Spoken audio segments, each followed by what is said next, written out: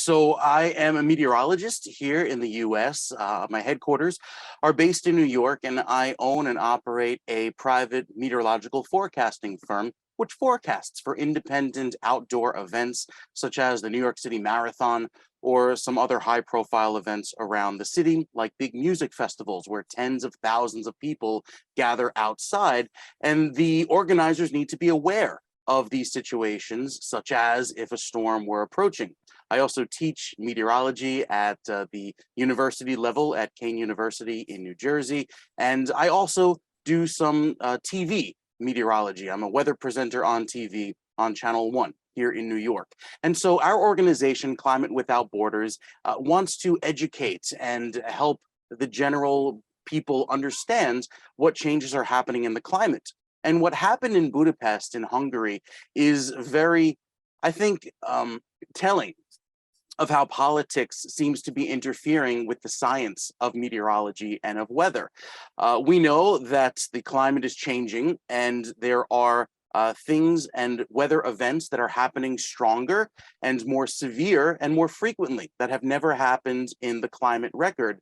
And therefore, when politics come into play, there tends to be a little bit of interference with what the science is telling us as scientists.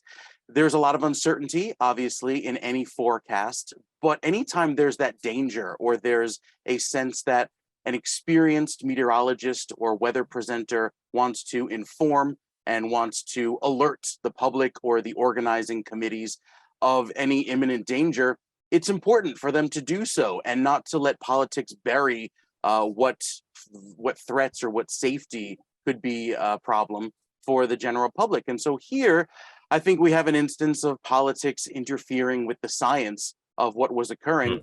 And even though the uncertainty is there, and there was some uncertainty in the forecast, if this had been the opposite, say their meteorologist did not forecast any thunderstorms and the event went on as planned, but someone was injured, say, by a violent thunderstorm or wind or lightning, that would have been, I think, even more of a problem, because there would have been for instance, a different scenario and a worse outcome for the safety of the people.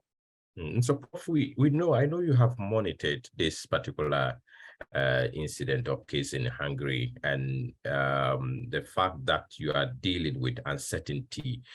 Many people out there would want to know that why would a meteor officer or a forecaster actually go ahead to forecast when the weather parameter may be difficult to forecast? I mean, in many instances, they say that even when the probability is very low, a forecast must be made, even when the confidence is low. Why would an officer would go ahead to forecast when they know the confidence is very low?